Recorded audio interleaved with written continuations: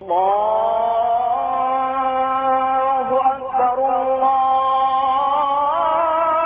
أكبر. الرحمن الرحيم ما كان للمشركين أن يعمروا مساجد الله شاهدين على أنفسهم بالكفر أولئك حبطت أعمالهم وفي النار هم خالدون. صدق الله العظيم. اللهم صل على محمد وعلى آل محمد كما صليت على إبراهيم وعلى آل إبراهيم إنك حميد مجيد. اللهم بارك على محمد وعلى آل محمد كما باركت على إبراهيم وعلى آل إبراهيم إنك حميد مجيد. رب زدني علما رب اشرح لي صدري ويسر لي أمري واحلل عقدة من لساني يفقهوا قولي. سورہ توبہ کی پچھلی آیات میں اللہ رب العزت نے اہل اسلام کو جہاد کرنے کا حکم دیا اور مشرکین کو جزیرۃ العرب سے نکلنے کا حکم فرمایا، اور جو کوئی ان میں سے اسلام قبول کر لے ٹھیک ہے، اور اگر کوئی اس بات کی مہلت مانگے کہ مجھے ابھی دین کی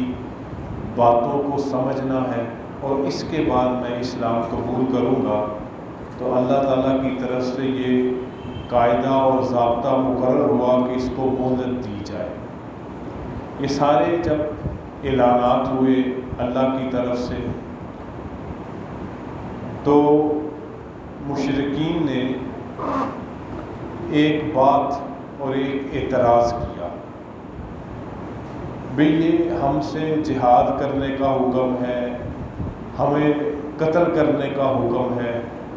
ہمیں آئندہ سے مسجد حرام میں داخلے کی پابندی کا حکم ہے، حالانکہ ہم لوگ اس مسجد حرام کو، اس بیت اللہ کو آباد بھی کرتے ہیں، ہم نے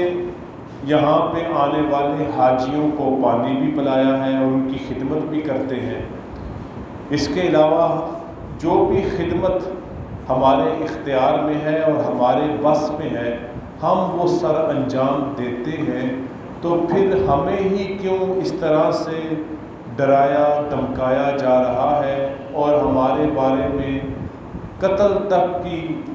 باتیں کی جا رہی ہیں؟ اور ایک روایت یہ بھی ہے کہ اس طرح کا مکالمہ، اس طرح کی گفتگو حضرت علی المرتضیٰ رضی اللہ تعالیٰ عنہ اور حضرت عباس رضی اللہ تعالیٰ عنہ کے درمیان بھی ہوئی۔ حضرت عباس جو ان آیات کے نازل ہونے سے پہلے تک اسلام نہیں لائے تھے، انہوں نے حضرت علی رضی اللہ تعالیٰ عنہ سے یہ بات کہی کہ ہم بیت اللہ کو آباد بھی کرتے ہیں، بیت اللہ کی خدمات بھی سر انجام دیتے ہیں، اور اسی طرح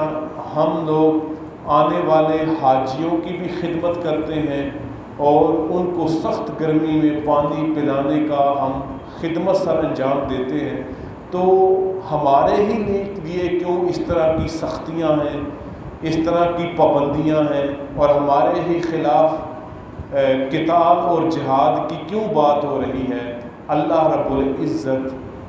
ان تمام باتوں کا جواب ان اگلی آیات میں فرما رہے ہیں۔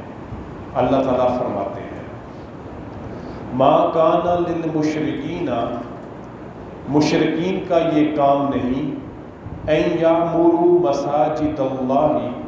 کہ وہ اللہ کی مساجد کو آباد کریں، شاہدین علی انفسہم بالکفر، کیونکہ ان کا کفر ان کے خلاف ہی اس بات کی گواہی دے رہا ہے۔ جو وہ مساجد کو آباد کر رہے ہیں وہ مساجد کو آباد کرنا نہیں ہے، انہوں نے تو بیت اللہ کے اندر 360 بت رکھے ہوئے ہیں،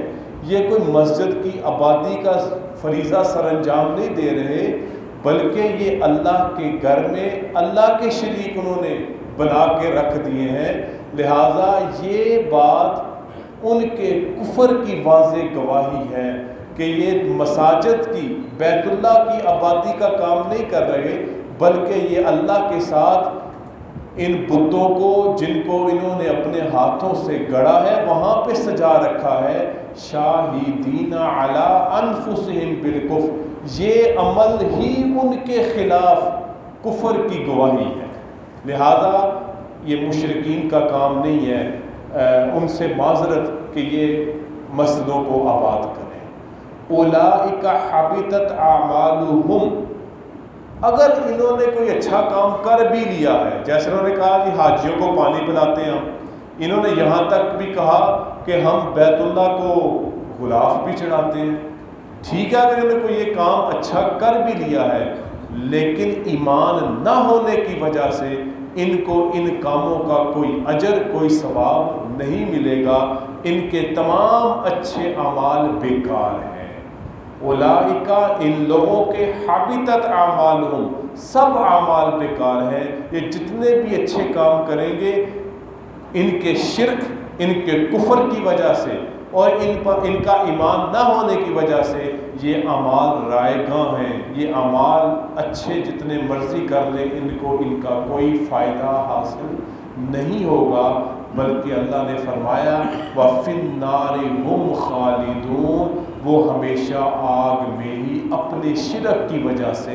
رہیں گے۔ آگے اللہ تعالیٰ فرماتے ہیں انما یعمر مساجد اللہ، اچھا اب اللہ کی مساجد کو کون لوگ آباد کریں گے؟ اگر مشرکین نے آباد نہیں کرنا، اگر کافروں نے اس کو اپنے کفر کی وجہ سے ان کا کام ہی نہیں ہے کہ مساجد کو آباد کریں اور مساجد کی خدمات کو سر انجام دیں، اب ان مساجد کو اللہ تعالیٰ یہ ضابطہ بیان فرما رہے ہیں وہ آباد کریں گے۔ انما یعمر مساجد اللہ، اللہ کی مساجد وہی آباد کریں گے من آمن باللہ، جو کس پر ایمان لاتے ہیں؟ اللہ وحدہ لا شریک، وہ اللہ ہی پر ایمان لاتے ہیں اور اللہ کے علاوہ کسی پر ایمان اور کسی کی بندگی، کسی کی وہ عبادت نہیں کرتے۔ صرف ایک ایمان باللہ کا مطلب ہی یہ ہے کہ صرف اللہ وحدہ لا شریک کو ہی مانا جائے، اسی کی عبادت کی جائے، اسی کی بندگی اختیار کی جائے اور اس کے علاوہ سب کی نفی کی جائے۔ والیوم الآخر، اور دوسرا کام کہ وہ آخرت پر بھی ایمان رکھتے ہوں کہ ایک دن اللہ کے سامنے حاضر ہونا ہے اور اپنے اچھے برے اعمال کا حساب دینا ہے، اس کا محاسبہ ہونا ہے۔ وَأَقَامَ الصَّلَاةَ، اور وہی اللہ کی مساجد کو آباد کریں جو نماز بھی قائم کرتے ہیں، جو مساجد کو دراصل آباد کرنا، وہاں پر نماز قائم کرنا ہے، وہاں پر ذکر اذکار کرنا ہے۔ یہ مساجد کو آباد کرنا نہیں ہے یا بیت اللہ کو آباد کرنا نہیں ہے کہ اس کو 360 بتوں کے ساتھ سجا دیا جائے اور وہاں پہ ایسے اعمال اور افعال کیے جائیں کہ جو ازرو شریعت بالکل درست نہیں ہے اور حرام ہے۔ وآت الزکاۃ، وہ آباد کرے اللہ کی مساجد کو جو اپنے مال میں سے زکوٰۃ ادا کرتے ہیں۔ ولم یخشى الا اللہ، اور وہ اللہ کے علاوہ کسی سے نہیں ڈرتے، ان کے دل میں صرف اللہ کا خوف ہے، ان کے دل میں صرف اللہ کا ڈر ہے۔ ان کا کام ہے وہ مساجد کو آباد کریں۔ آمن باللہ،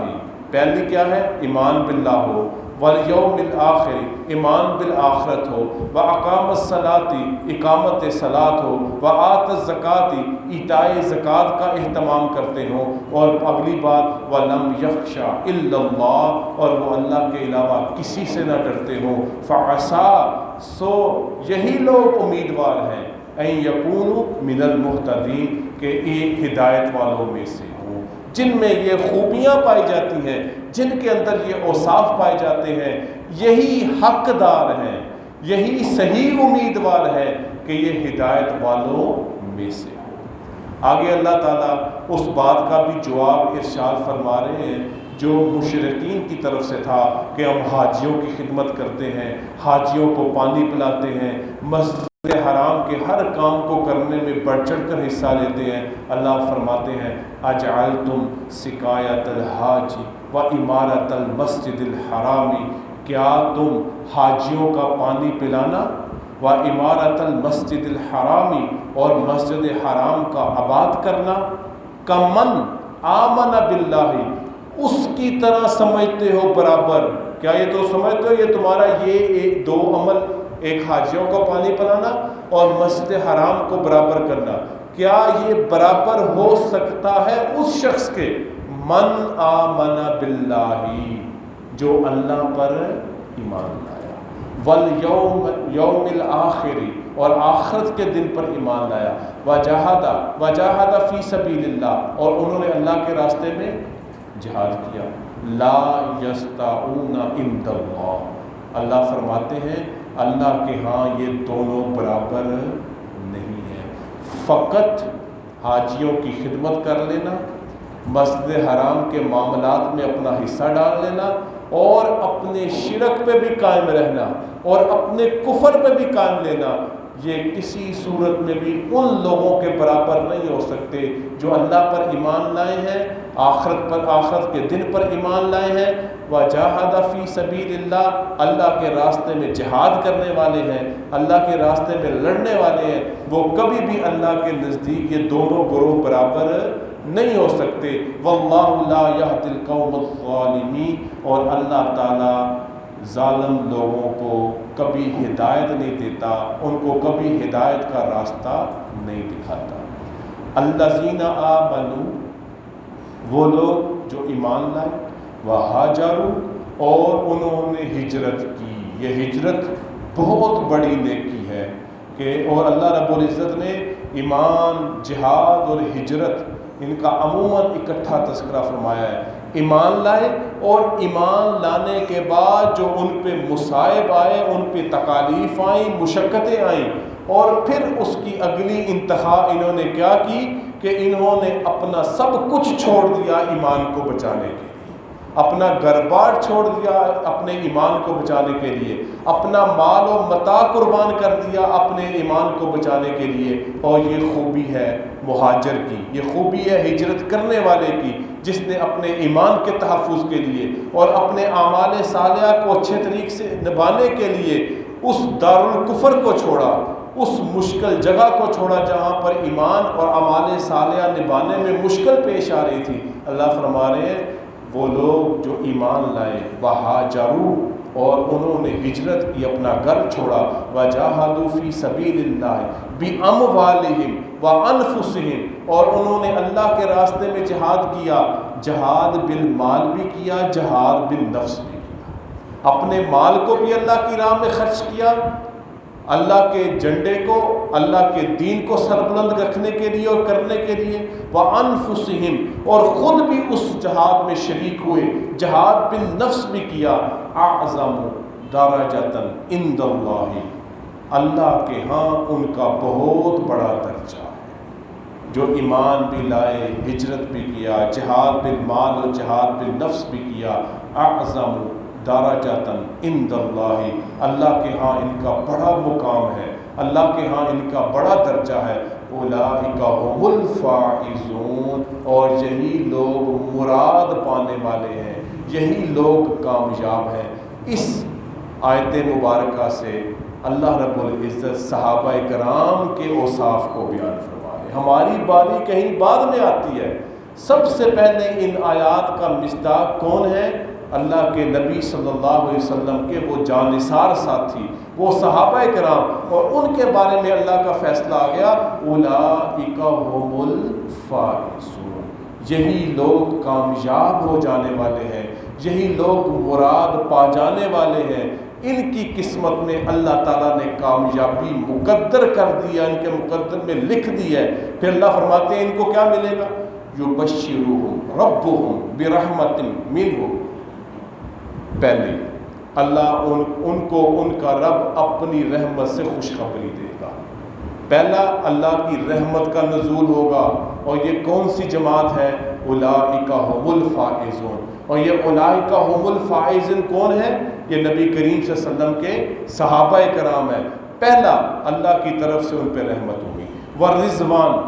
اور اللہ کی طرف سے رضامندی، جس کو ہم ہر صحابی رسول کے نام کے ساتھ رضی اللہ عنہ،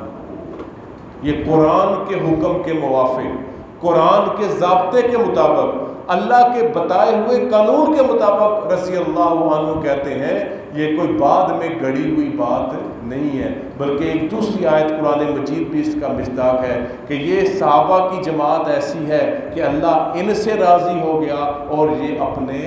رب سے راضی۔ تو رضوان اس کا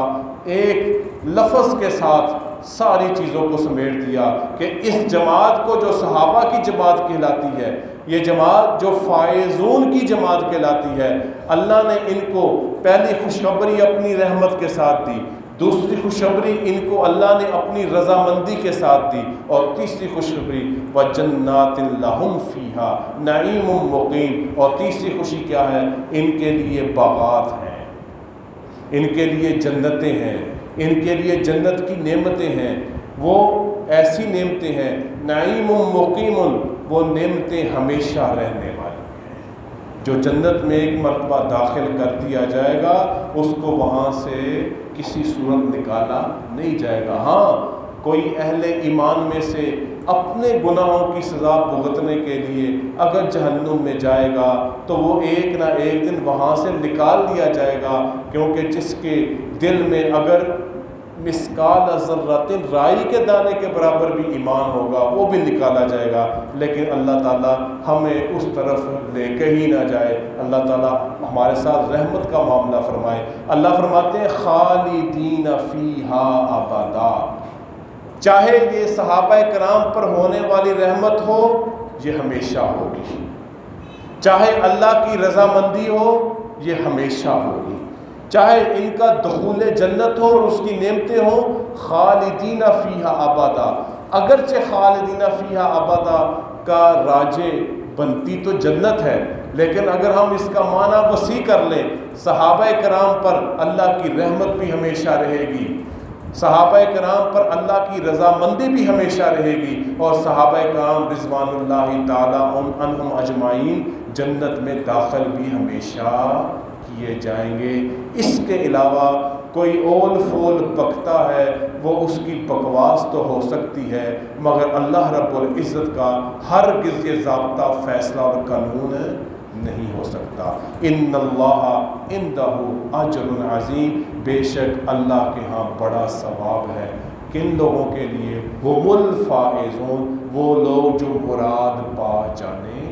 والے ہیں۔ اللہ تعالیٰ ہمیں صحابہ کرام کی عظمت کو، ان کی عزت و ناموس کو سمجھنے کی توفیق نصیب فرمائے، ان کی نسبتوں کو مضبوط کرنے کی توفیق نصیب فرمائے۔ وآخر دعوانا ان الحمدللہ رب العالمین۔ آئندہ منگل کو انشاءاللہ درس کے ساتھ مجلس ذکر بھی ہو انشاءاللہ، اور ہر انگریزی مہینے کے تیسرے منگل کو مجلس ذکر کا اہتمام کیا جائے گا۔ الحمدللہ رب العالمین، والصلاۃ والسلام علی رسولہ الکریم۔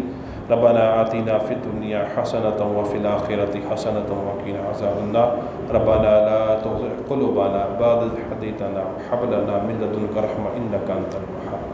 ربنا اغفر لنا وارحمنا وانت مولانا فانصرنا على القوم الكافرين۔ وصلى الله تعالى على خير خلقه محمد وعلى آله وأصحابه وأزواجه وبناته وآله وأهل بيته أجمعين برحمتك يا أرحم الراحمين۔